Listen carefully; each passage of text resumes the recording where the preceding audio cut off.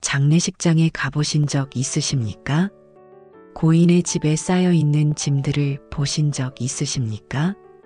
옷장 가득한 옷, 서랍 가득한 물건, 통장 가득한 돈. 평생 모은 그 모든 것들을 남겨두고 떠나는 모습을 보셨을 겁니다. 더 안타까운 건 뭔지 아십니까? 자식들이 며칠 밤을 새워가며 그 짐을 정리하는 모습입니다. 이거 버려야 하나 말아야 하나 고민하고 결국엔 대부분 버리게 됩니다. 솔직히 말씀드리겠습니다. 여러분이 아끼고 모은 것들 대부분 쓰레기가 됩니다. 그런데도 지금 이 순간 뭔가를 더 모으고 계십니까? 오늘 이 영상이 여러분의 남은 인생을 완전히 바꿔놓을 겁니다. 저는 지난달에 친척 장례식에 다녀왔습니다. 돌아가신 분은 78세 되신 삼촌이었습니다. 장례식이 끝나고 집을 정리하는 걸 도왔습니다. 그때 본 광경이 충격이었습니다. 방 3개가 온통 물건으로 가득했습니다. 20년 전 옷, 10년 전 신문, 5년 전 영수증까지 다 보관되어 있었습니다. 심지어 고장난 선풍기, 깨진 그릇, 녹슨 공구까지 버리지 못하고 쌓아두셨더군요. 조카들이 며칠 밤을 새워서 정리했습니다. 트럭 3대 분량이 나왔습니다. 대부분 그냥 버렸습니다. 아무도 가져가지 않았습니다. 삼촌이 평생 아끼고 모은 것들이 하루 만에 쓰레기가 됐습니다. 더 가슴 아픈 건 통장 정리였습니다. 여러 은행에 나뉘어져 있던 통장이 15개나 됐습니다. 합치니까 8천만 원이 넘었습니다. 삼촌은 평생 그 돈을 쓰지 못했습니다. 아껴야 한다고, 나중을 대비해야 한다고 생각하셨습니다. 식사 한 번 제대로 못 하시고, 여행 한 번 못 가보시고 돌아가셨습니다. 장례식장에서 삼촌의 친구분이 이런 말씀을 하시더군요. 함께 여행 가자고 했는데 돈 아깝다고 안 가셨대요. 맛있는 거 먹으러 가자고 했는데 집에서 먹으면 된다고 하셨대요. 새 옷 하나 사라고 했는데 입을 옷이 많다고 거절하셨대요. 결국 하고 싶은 거 하나도 못 하시고 가신 겁니다. 여러분은 어떻습니까? 지금 집에 1년 넘게 안 쓴 물건이 몇 개나 됩니까? 옷장을 열어보세요.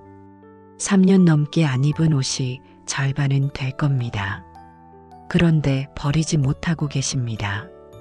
언젠가 입을 것 같아서, 아까워서, 추억이 있어서. 서랍을 열어보세요. 낡은 수첩, 오래된 사진, 끊어진 목걸이, 고장난 시계. 다 추억이라고 하시면서 버리지 못하고 계십니다. 하지만 솔직히 1년에 한 번이라도 꺼내보십니까? 안 봅니다. 그냥 쌓여 있을 뿐입니다. 창고는 또 어떻습니까? 언젠가 쓸 것 같아서 모아둔 상자, 끈, 비닐봉지, 고장난 가전제품, 오래된 이불, 낡은 가방. 다 버려야 할 것들인데 버리지 못하고 있습니다. 이게 뭘 의미합니까? 우리는 평생 짐만 쌓고 살았다는 겁니다. 정작 인생은 가볍게 살아야 하는데 점점 더 무거워지고 있습니다. 나이가 들수록 덜어내야 하는데 오히려 더 붙잡고 있습니다. 물건만이 아닙니다. 마음도 마찬가지입니다. 20년 전에 받은 상처를 아직도 붙잡고 계십니다. 10년 전에 한 실수를 아직도 후회하고 계십니다. 과거의 원망, 미래의 불안으로 현재를 망치고 계십니다. 자식에 대한 기대도 짐입니다. 이렇게 해주기를 바라고 저렇게 해주기를 바랍니다. 그 기대가 채워지지 않으면 서운해하고 섭섭해합니다. 밤마다 한숨 쉬고 눈물 흘립니다. 돈도 짐입니다. 아무리 있어도 불안합니다. 더 모아야 한다고, 더 아껴야 한다고 생각합니다. 그래서 쓰지도 못하고 쌓아만 둡니다. 건강도 집착이 됩니다. 이것도 먹지 말아야 하고 저것도 조심해야 합니다. 매일 몇천 보를 걸어야 하고 영양제를 10가지씩 먹습니다. 그렇게 사는 게 행복합니까? 체면도 버리지 못합니다.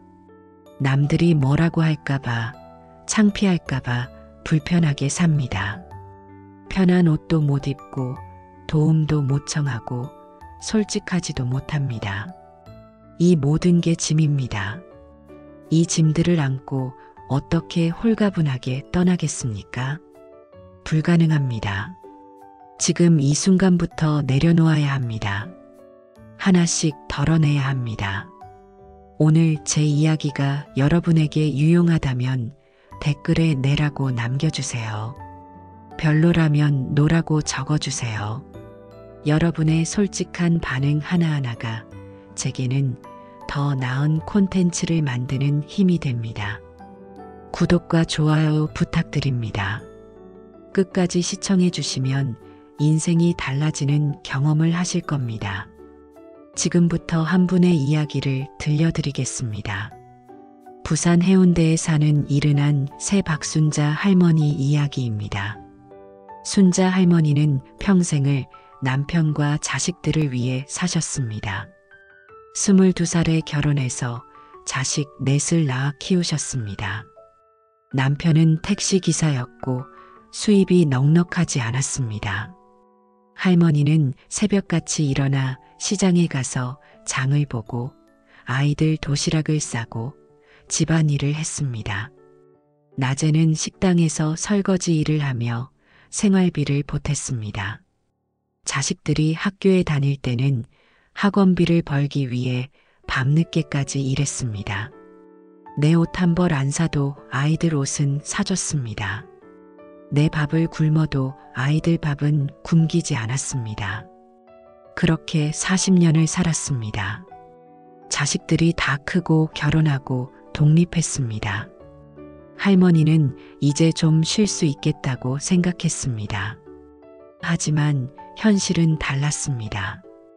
큰딸이 아이를 낳자 손주를 돌봐달라고 했습니다. 할머니는 매일 아침 일찍 큰딸 집에 가서 손주를 돌봤습니다. 밥 먹이고 기저귀 갈고 재우고 놀아주고 저녁이 되어서야 집에 돌아왔습니다. 둘째 아들은 주말마다 빨래를 가지고 왔습니다. 할머니는 빨래를 해서 개켜서 다시 보내줬습니다. 셋째 딸은 명절 때마다 음식을 해달라고 했습니다. 할머니는 며칠 전부터 준비해서 음식을 만들어 보냈습니다. 이른이 넘었는데도 할머니는 쉴 틈이 없었습니다. 자식들은 당연하다는 듯이 부탁했고 할머니는 거절하지 못했습니다. 엄마니까 해줘야 한다고 생각했습니다. 안 해주면 나쁜 엄마가 될 것 같았습니다. 그렇게 1년이 지났을 때였습니다. 어느 날 아침 허리에 극심한 통증이 왔습니다. 일어날 수가 없었습니다. 남편이 급히 병원에 데려갔습니다. 허리 디스크였습니다. 의사는 무리하게 일한 탓이라고 했습니다. 당분간 안정을 취해야 한다고 했습니다. 할머니는 2주일 동안 병원에 입원했습니다. 침대에 누워서 천장만 바라봤습니다. 처음으로 아무것도 하지 않는 시간이었습니다. 그때 문득 이런 생각이 들었습니다. 내 인생은 언제 살았나? 평생 남편 뒷바라지하고 자식 키우고 손주 돌보고 정작 나를 위한 시간은 단 하루도 없었구나. 입원 기간 동안 자식들은 처음 며칠만 문병을 왔습니다. 큰딸은 손주를 맡길 데가 없다고 한두 번 오고 말았습니다. 둘째 아들은 바쁘다며 전화만 했습니다. 셋째 딸은 아예 오지도 않았습니다. 할머니는 서운했습니다. 평생 이렇게 해줬는데 나 아플 때는 아무도 없구나. 퇴원 후 할머니는 생각했습니다. 이대로 살다가는 나는 나로 살지 못하고 죽겠구나. 뭔가 바꿔야겠다고 결심했습니다. 큰딸이 다시 손주를 맡기려고 전화했을 때 할머니는 거절했습니다. 미안하지만 엄마도 이제 나이가 있어서 힘들다고 말했습니다. 큰딸은 섭섭해했지만 할머니는 마음을 굳게 먹었습니다. 둘째 아들이 빨래를 가지고 왔을 때도 거절했습니다. 세탁소에 맡기라고 했습니다. 아들은 놀랐지만 할머니는 단호했습니다. 셋째 딸이 명절 음식을 부탁했을 때도 마찬가지였습니다. 각자 집에서 해 먹으라고 했습니다. 처음엔 자식들이 서운해했습니다. 엄마가 왜 이러냐고 예전 같지 않다고 말했습니다. 하지만 할머니는 흔들리지 않았습니다. 대신 할머니는 자신을 위한 시간을 만들었습니다. 매일 아침 해변을 산책했습니다. 바다를 보며 걸으니 마음이 평온해졌습니다. 오후에는 동네 도서관에 가서 책을 읽었습니다. 평생 책 한 권 제대로 못 읽었는데 이제야 읽게 됐습니다. 친구들과 차도 마시고 영화도 봤습니다. 돈이 아깝지 않았습니다. 나를 위해 쓰는 돈이니까요. 집안 정리도 시작했습니다. 10년 넘게 안 입은 옷을 기부했습니다. 쓰지 않는 그릇과 물건들을 버렸습니다. 집이 깔끔해지니 마음도 가벼워졌습니다. 6개월이 지났습니다. 할머니는 완전히 달라졌습니다. 얼굴에 웃음이 늘었고 건강도 좋아졌습니다. 신기하게도 자식들과의 관계도 나아졌습니다. 할머니가 거리를 두니까 자식들도 엄마를 더 소중하게 여기게 됐습니다.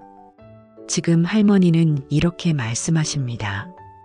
진작 이렇게 살 걸 후회된다고. 앞으로 남은 인생은 나를 위해 살겠다고. 홀가분하게 살다가 미련 없이 떠나고 싶다고. 박순자 할머니의 이야기는 특별한 게 아닙니다. 우리 주변의 흔한 이야기입니다. 평생 남을 위해 살다가 정작 자신은 잃어버린 사람들의 이야기입니다. 여기서 우리가 배워야 할 교훈이 있습니다. 홀가분하게 떠나려면 먼저 홀가분하게 살아야 한다는 것입니다. 죽는 순간에 내려놓으려고 하면 이미 늦습니다. 지금 이 순간부터 하나씩 내려놓아야 합니다. 박순자 할머니는 병이 와서야 깨달았습니다. 하지만 우리는 지금 깨달을 수 있습니다. 자식에 대한 헌신, 의무에 대한 집착, 이 모든 것이 우리를 무겁게 만듭니다. 내려놓는 순간 우리는 자유로워집니다. 심리학에서는 이런 현상을 매몰 비용의 오류라고 부릅니다. 이미 투자한 시간과 노력 때문에 계속 같은 방식으로 살아가는 겁니다. 평생 이렇게 살았으니까 이제 와서 바꿀 수 없다고 생각합니다. 하지만 그건 착각입니다. 언제든 바꿀 수 있습니다. 오늘부터 바꾸면 됩니다. 또 다른 심리학 개념이 있습니다. 손실 회피 편향이라는 겁니다. 우리는 무언가를 얻는 기쁨보다 잃는 고통을 더 크게 느낍니다. 그래서 가지고 있는 걸 놓지 못합니다. 물건도, 관계도, 기대도 버리지 못합니다. 혹시 필요할까봐, 혹시 후회할까봐 붙잡고 있습니다. 하지만 실제로는 반대입니다. 버렸을 때 얻는 자유가 가지고 있을 때의 안정감보다 훨씬 큽니다. 이건 경험해 본 사람만 압니다. 박순자 할머니가 그랬습니다. 처음 자식들의 부탁을 거절할 때는 불안했습니다. 하지만 거절하고 나니 얼마나 자유로운지 깨달았습니다. 불교에는 무소유라는 가르침이 있습니다. 아무것도 소유하지 않는 게 아니라 집착하지 않는다는 뜻입니다. 있어도 없어도 괜찮은 마음 상태입니다. 자식이 찾아오면 반갑고 안 와도 괜찮습니다. 돈이 있으면 쓰고 없으면 없는 대로 삽니다. 건강하면 감사하고 아프면 치료하면 됩니다. 이게 진짜 자유입니다. 무언가에 매달리지 않는 삶입니다. 도가 사상에도 비슷한 개념이 있습니다. 무의자연이라는 겁니다.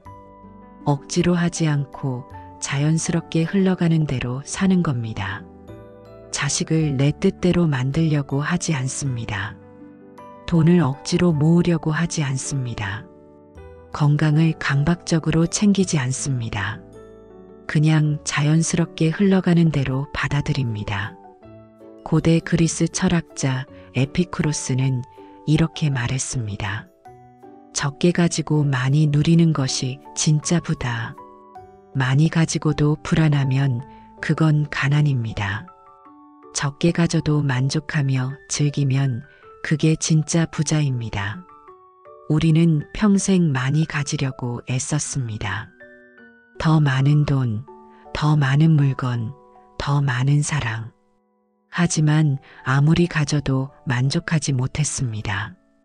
항상 부족하다고 느꼈습니다. 이제는 관점을 바꿔야 합니다.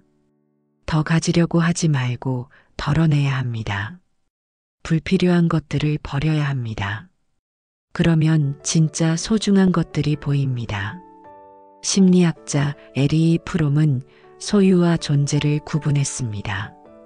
소유의 방식으로 사는 사람은 항상 무언가를 가지려고 합니다. 더 많은 돈, 더 많은 물건, 더 많은 인정. 하지만 아무리 가져도 행복하지 않습니다. 반면 존재의 방식으로 사는 사람은 다릅니다. 가지는 게 아니라 되는 겁니다.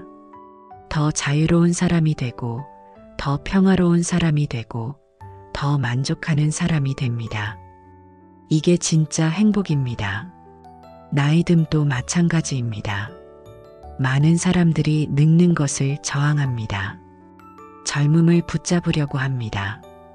주름을 감추려고 하고 흰머리를 염색하고 젊게 보이려고 애씁니다. 하지만 그럴수록 더 초라해 보입니다. 늙는 것은 자연스러운 과정입니다.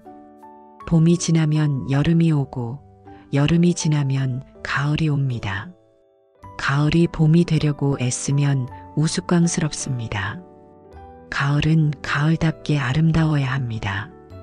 우리도 마찬가지입니다. 70대가 20대처럼 살려고 하면 안 됩니다.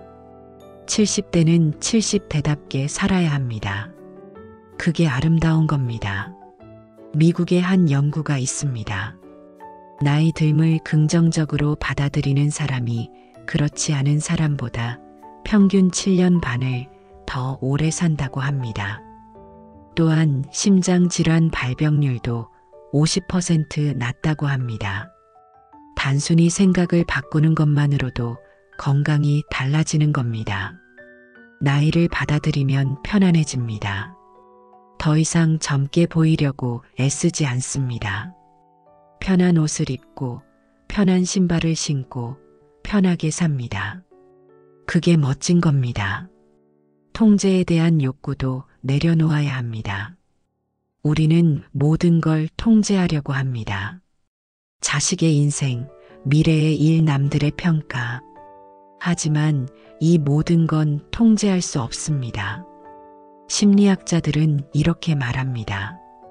통제할 수 없는 것을 통제하려고 할 때 스트레스가 극대화된다고. 자식은 이미 독립된 인격체입니다. 그들의 선택은 그들의 몫입니다. 우리가 간섭할 수 없습니다. 미래도 마찬가지입니다. 내일 무슨 일이 일어날지 아무도 모릅니다. 건강이 어떻게 될지, 돈이 얼마나 필요할지 알 수 없습니다. 불확실한 미래를 위해 확실한 현재를 희생하는 건 어리석습니다. 남들의 평가도 통제할 수 없습니다. 우리가 아무리 잘해도 비난하는 사람은 있습니다. 우리가 아무리 노력해도 인정하지 않는 사람은 있습니다. 그러니 신경 쓰지 않는 게 답입니다. 통제 욕구를 내려놓는 순간 자유가 옵니다. 일어나는 일을 그대로 받아들입니다. 좋으면 감사하고 나쁘면 견뎌냅니다. 억지로 바꾸려고 하지 않습니다. 이게 바로 지혜입니다. 나이가 들수록 가져야 할 태도입니다. 박순자 할머니의 변화를 다시 보세요. 할머니는 자식들을 통제하려는 욕구를 내려놓았습니다. 자식들이 이렇게 해주기를 바라는 기대를 버렸습니다. 대신 자신의 삶에 집중했습니다. 자신이 통제할 수 있는 것, 자신의 시간과 선택에 집중했습니다. 그 결과 어떻게 됐습니까? 행복해졌습니다. 자식들과의 관계도 오히려 나아졌습니다.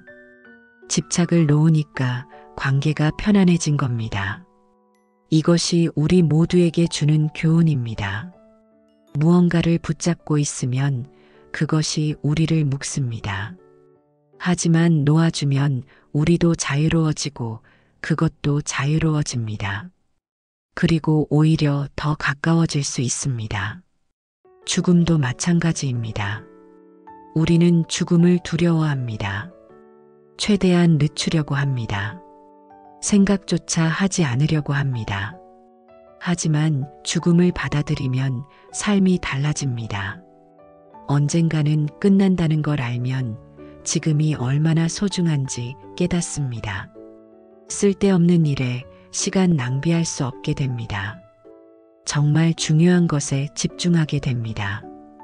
독일 철학자 마르틴 하이데거는 인간을 죽음을 향한 존재라고 정의했습니다. 우리는 태어나는 순간부터 죽음을 향해 걸어갑니다. 이건 피할 수 없는 사실입니다. 하지만 대부분의 사람들은 이 사실을 외면합니다. 죽음을 생각하지 않으려고 합니다. 하이데거는 말합니다. 죽음을 직시할 때 비로소 진정한 삶을 살 수 있다고. 죽음을 인정하면 삶의 유한함을 깨닫습니다. 그러면 매 순간이 소중해집니다. 미루지 않고 지금 행동하게 됩니다. 여러분, 남은 시간이 얼마나 될지 모릅니다. 10년일 수도 있고 20년일 수도 있고 내일일 수도 있습니다. 하지만 중요한 건 얼마나 오래 사느냐가 아니라 어떻게 사느냐입니다. 100년을 살아도 불행하게 살면 무슨 의미가 있습니까? 10년을 살아도 행복하게 살면 그게 더 가치 있는 삶입니다. 이제 우리는 선택해야 합니다. 계속 짐을 안고 무겁게 살 것인가, 아니면 내려놓고 가볍게 살 것인가, 후회하며 떠날 것인가, 아니면 만족하며 떠날 것인가. 그 선택은 오늘 이 순간 우리 손에 있습니다. 그렇다면 이제 무엇을 해야 할까요? 구체적인 10가지 방법을 말씀드리겠습니다. 어렵지 않습니다. 오늘부터 바로 시작할 수 있는 것들입니다. 첫 번째, 서랍 하나를 완전히 비워보세요. 오늘 집에 가면 서랍 하나를 정하세요. 그 서랍 안에 있는 모든 걸 꺼내보세요. 바닥에 쭉 펼쳐 놓으세요. 하나씩 손에 들고 질문하세요. 이게 지난 1년 동안 내 삶에 도움이 됐나? 앞으로 1년 안에 쓸 일이 있나? 진심으로 필요한가? 아니라면 버리세요. 주저하지 마세요. 망설이면 결국 못 버립니다. 서랍 하나가 비워지면 신기한 일이 일어납니다. 그 빈 공간을 보면 숨통이 트이는 느낌이 듭니다. 다음 서랍도 비우고 싶어집니다. 이렇게 하나씩 비워가다 보면 집 전체가 달라집니다. 두 번째, 전화번호부에서 1년 넘게 연락 안 한 사람을 삭제하세요. 핸드폰 연락처를 열어보세요. 위에서부터 천천히 내려가면서 확인하세요. 이 사람과 마지막 통화가 언제였는지. 1년 넘었으면 과감하게 지우세요. 혹시 필요할까봐 망설여진다고요? 1년 동안 필요 없었으면 앞으로도 필요 없습니다. 연락처가 줄어들면 의무감도 줄어듭니다. 명절에 문자 보낼 사람 목록이 줄어듭니다. 신경 쓸 사람이 줄어듭니다. 그만큼 마음이 가벼워집니다. 세 번째, 한 달 생활비를 정확하게 계산해 보세요. 노트를 꺼내세요. 한 달 동안 들어가는 돈을 항목별로 적어 보세요. 식비, 관리비, 통신비, 교통비, 의료비. 전부 다 적어 보세요. 합계를 내보세요. 생각보다 적지 않습니까? 이제 통장 잔고를 확인하세요. 한 달 생활비의 100배가 넘습니까? 그렇다면 충분합니다. 80대까지 산다고 해도 충분합니다. 더 이상 불안해하지 않아도 됩니다. 이제 쓰세요. 네 번째, 손주에게 손편지를 써보세요. 종이와 펜을 준비하세요. 손주 이름을 쓰고 시작하세요. 할머니가 혹은 할아버지가 너에게 하고 싶은 말이 있어. 평소에 하지 못했던 말을 써보세요. 사랑한다고, 자랑스럽다고, 건강하게 자라줘서 고맙다고. 할머니, 할아버지가 젊었을 때 이야기도 써보세요. 어떻게 살았는지, 무엇을 배웠는지. 편지를 다 쓰면 봉투에 넣으세요. 그리고 직접 전해주세요. 손주가 어리면 부모에게 주면서 나중에 전해달라고 하세요. 이 편지는 여러분이 떠난 후에도 남습니다. 손주가 자라서 힘들 때 꺼내 읽을 겁니다. 그때 할머니, 할아버지의 사랑을 느낄 겁니다. 다섯 번째, 일주일에 한 번 아무것도 안 하는 날을 만드세요. 달력에 표시하세요. 매주 금요일 혹은 수요일. 요일은 상관없습니다. 그날은 아무 계획도 세우지 마세요. 약속도 잡지 마세요. 청소도 빨래도 하지 마세요. 그냥 하루 종일 쉬세요. 낮잠을 자든 멍 때리든 창밖을 보든 아무것도 안 해도 됩니다. 처음엔 불안할 겁니다. 뭔가 해야 할 것 같은 느낌이 듭니다. 하지만 참으세요. 그냥 가만히 있으세요. 한 달쯤 지나면 이 날이 기다려집니다. 일주일 중 가장 편안한 날이 됩니다. 이 날이 있어서 다른 날들을 견딜 수 있게 됩니다. 여섯 번째, 과거의 물건 하나를 사진으로 남기고 보내세요. 추억이 담긴 물건이 있습니까? 자식이 어렸을 때 그림, 오래된 편지, 결혼식 때 받은 선물, 버리지 못하고 간직하고 있는 것들. 그걸 사진으로 찍으세요. 여러 각도에서 찍으세요. 그리고 원본은 보내세요. 자식이 그린 그림은 자식에게 돌려주세요. 편지는 편지 쓴 사람에게 돌려주세요. 이제 그들이 간직할 차례입니다. 사진은 앨범에 모아두세요. 필요할 때 꺼내보면 됩니다. 추억은 물건이 아니라 마음에 있습니다. 일곱 번째, 매일 아침 거울을 보며 한마디 하세요. 화장실 거울 앞에 서세요. 자신의 눈을 똑바로 보세요. 그리고 말하세요. 오늘도 잘 살았어. 고생했어. 사랑해. 이상하게 느껴진다고요? 처음엔 다 그렇습니다. 하지만 매일 하다 보면 익숙해집니다. 그러면 놀라운 일이 일어납니다. 스스로를 대하는 태도가 부드러워집니다. 자책이 줄어들고 자존감이 높아집니다. 심리학자들은 말합니다. 자기 대화가 자기 이미지를 만든다고. 매일 부정적으로 말하면 부정적인 사람이 됩니다. 매일 긍정적으로 말하면 긍정적인 사람이 됩니다. 8번째, 배우자와 매주 산책하는 시간을 정하세요. 부부가 함께 사는데 대화가 없지 않습니까? 밥 먹을 때 텔레비전만 보고 각자 방에서 시간을 보냅니다. 같이 있어도 따로 사는 것 같습니다. 매주 토요일 오전 혹은 일요일 저녁 시간을 정해서 함께 산책하세요. 30분만 걸어도 됩니다. 걸으면서 이야기하세요.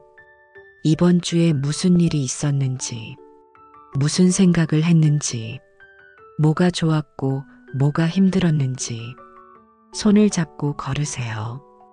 언제 마지막으로 손을 잡아봤습니까? 어색하지만 해보세요. 따뜻합니다. 미국의 한 연구가 있습니다. 일주일에 한 번 이상 함께 산책하는 부부가 그렇지 않은 부부보다 행복도가 35% 높다고 합니다. 작은 습관이 관계를 바꿉니다. 9번째, 죽기 전에 가보고 싶은 곳을 정해서 가세요. 평생 가보고 싶었던 곳이 있습니까?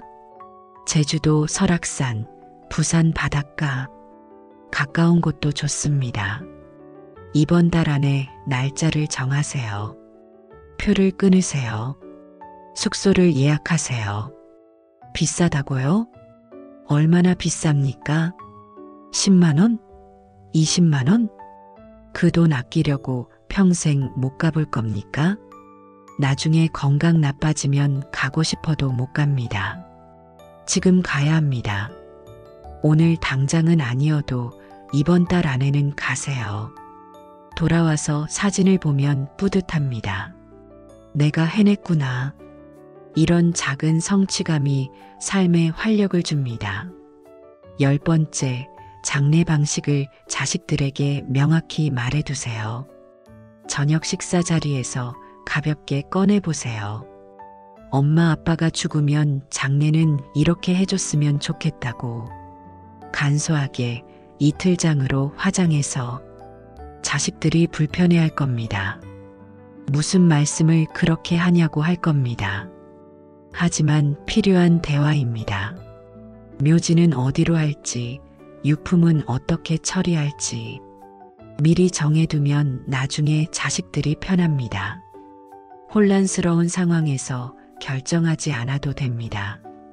독일 철학자 마르틴 하이데거는 말했습니다.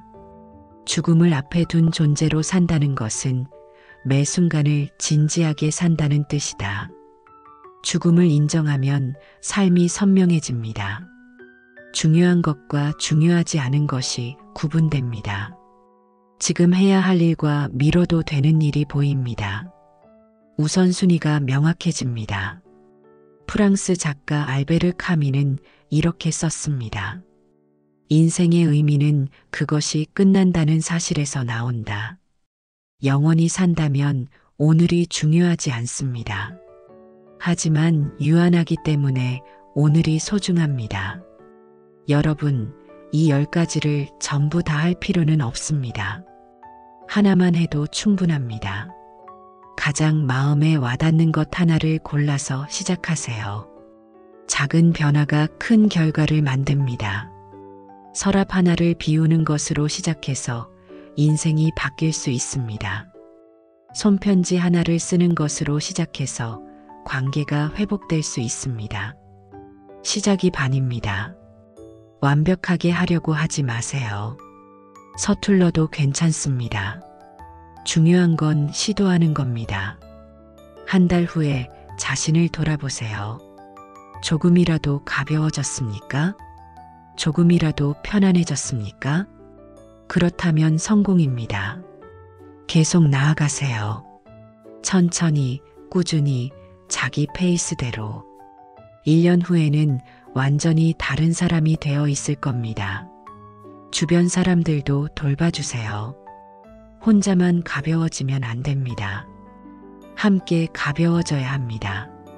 배우자에게 오늘 고맙다고 말해보세요. 평범한 하루를 함께 보낸 것만으로도 감사한 일입니다. 당연한 게 아닙니다. 축복입니다. 자식에게 전화해서 잘 지내냐고 물어보세요. 기대 없이 그냥 궁금해서 물어보는 겁니다. 바쁘면 바쁜 대로 괜찮다고 해주세요. 엄마 아빠는 잘 지낸다고 안심시켜 주세요. 친구에게 문자를 보내세요. 오늘 내 생각이 났어. 잘 지내지? 이 짧은 문자 한 통이 누군가의 하루를 밝게 만듭니다. 관계는 거창한 게 아닙니다. 이런 작은 것들이 쌓여서 관계가 됩니다. 매일 조금씩 표현하세요. 나중에 한꺼번에 하려고 하면 기회를 놓칩니다. 네덜란드 철학자 스피노자는 말했습니다. 자유로운 인간은 죽음에 대해 생각하지 않고 삶에 대해 생각한다. 죽음을 받아들인 사람은 죽음에 집착하지 않습니다. 오히려 삶에 집중합니다. 지금 이 순간을 어떻게 살 것인가? 오늘 누구를 웃게 만들 것인가? 오늘 무엇에 감사할 것인가? 이런 것들에 집중합니다. 여러분도 그렇게 사세요. 과거를 후회하며 살지 마세요. 미래를 걱정하며 살지 마세요. 오늘을 충실히 사세요. 오늘 하루를 잘 살면 됩니다. 내일 걱정은 내일 하면 됩니다. 오늘은 오늘의 기쁨을 누리세요. 홀가분하게 산다는 것은 이런 겁니다. 짐을 내려놓고 가볍게 걷는 겁니다. 불필요한 것들에 시간 낭비하지 않는 겁니다. 진짜 소중한 것들에 집중하는 겁니다. 이제 여러분께 부탁드립니다. 오늘 말씀드린 10가지 중에서 가장 먼저 실천하고 싶은 것이 몇 번인지 댓글로 남겨주세요. 숫자 하나만 적어주시면 됩니다. 1번, 2번, 3번. 어떤 것이든 좋습니다. 여러분의 선택이 궁금합니다. 여러분의 댓글 하나하나가 저에게 정말 큰 힘이 됩니다. 혼자서 콘텐츠를 만드는 게 아니라 여러분과 함께 만들어가는 거라고 생각합니다. 여러분의 참여가 더 좋은 이야기를 만드는 원동력이 됩니다. 한 달 후에 다시 댓글을 남겨주시면 더 좋겠습니다. 실천해 보니까 어땠는지, 무엇이 달라졌는지 솔직하게 나눠주세요. 여러분의 경험이 다른 분들에게 용기가 됩니다. 우리는 함께 걷고 있습니다. 같은 길을 가는 동행입니다. 마지막으로 꼭 기억해 주세요. 홀가분하게 산다는 것은 포기하는 게 아닙니다. 오히려 선택하는 겁니다. 진짜 중요한 것을 선택하는 겁니다. 사랑하는 사람들과의 시간을 선택하는 겁니다. 지금 이 순간의 행복을 선택하는 겁니다. 평화로운 마음을 선택하는 겁니다. 그렇게 선택하며 살다 보면 어느 순간 깨닫게 됩니다. 아, 이게 진짜 자유구나. 이게 진짜 행복이구나. 여러분 모두 그 자유와 행복을 누리시길 바랍니다. 오늘부터 하나씩 내려놓으며 가볍게 걸어가세요. 그리고 미련 없이 아름답게 떠나세요. 시청해 주셔서 진심으로 감사합니다. 여러분의 남은 인생이 평화와 기쁨으로 가득하기를 기도합니다. 오늘도 행복한 하루 보내세요.